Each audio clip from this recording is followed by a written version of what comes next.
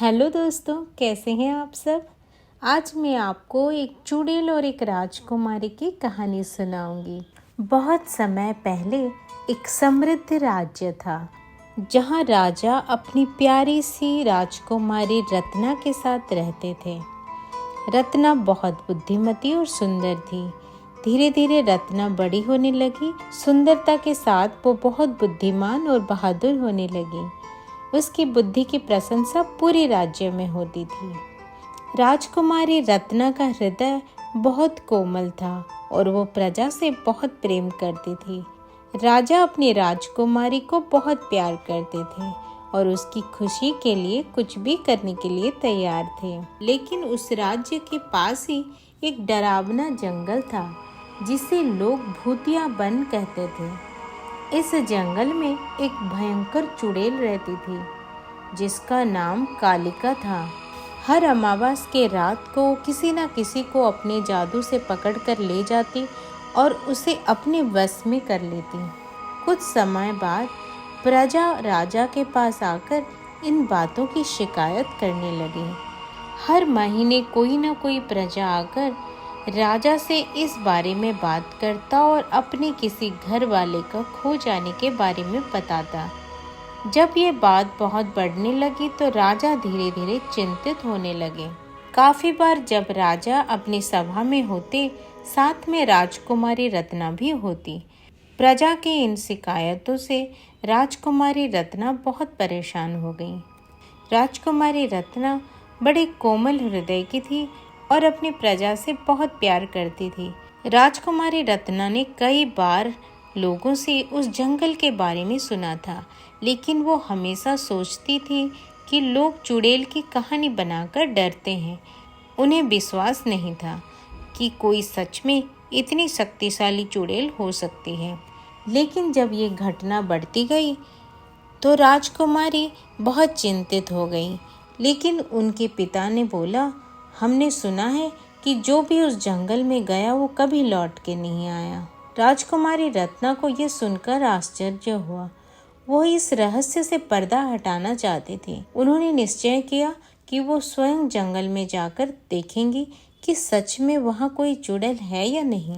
राजकुमारी का जंगल में जाना राजा ने बिल्कुल स्वीकार नहीं किया, मगर राजकुमारी बहुत बहादुर थी और वो इस रहस्य से पर्दा उठाना चाहती थी।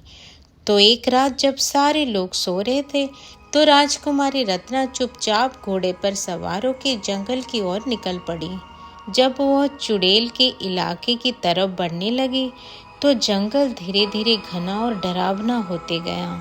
हवाओं में से अजीब सी सरसराहट थी और जैसे कोई फुसफुसा रहा हो ऐसी आवाजें आ रही थी। लेकिन राजकुमारी बिना डरे आगे बढ़ती गई और जैसे ही राजकुमारी उस चुड़ैल के इलाके में जाने लगी तो अचानक से तेज हवा चली और घोड़ा बेकाबू हो गया और राजकुमारी नीचे गिरकर बेहोश हो गई।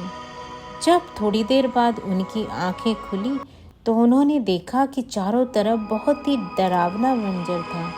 वहाँ चारों ओर काले जादू की लपटें थी और सामने एक लंबी काली साड़ी पहने चुड़ैल खड़ी थी। उसकी लाल जलती हुई आंखें राजकुमारी को जैसे घूर रही थी। चुड़ैल ने ठहाका लगाकर हंसा और कहा, तो तुम ही हो वो मूर्ख राजकुमारी जो मेरे बारे में जानने आई हो।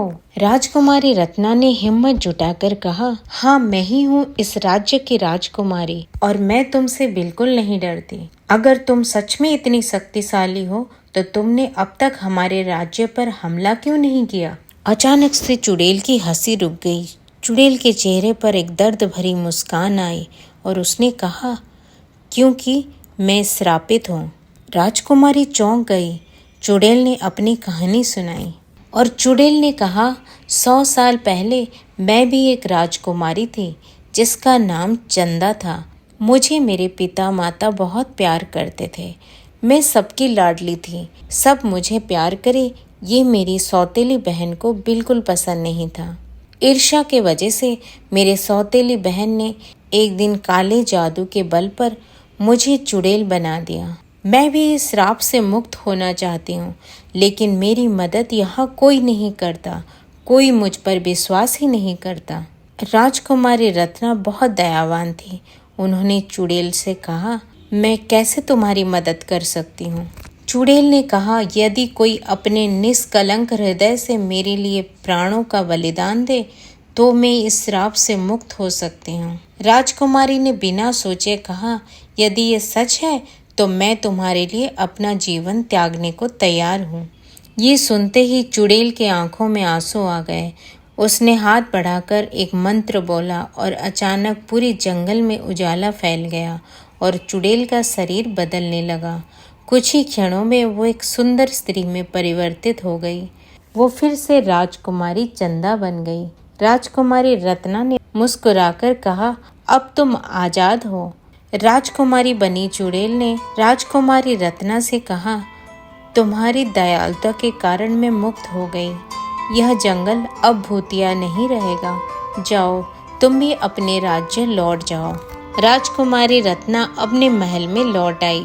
राजा को पूरी घटना सुनाई। राजा ने गर्व से अपनी बेटी को गले लगाया।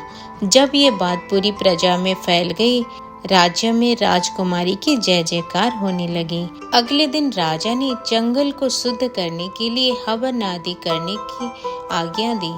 फिर उस जंगल को शुद्ध करके वहां पर एक मंदिर बनाया गया ताकि भविष्य में कोई बुरी शक्ति वहां आ न सके।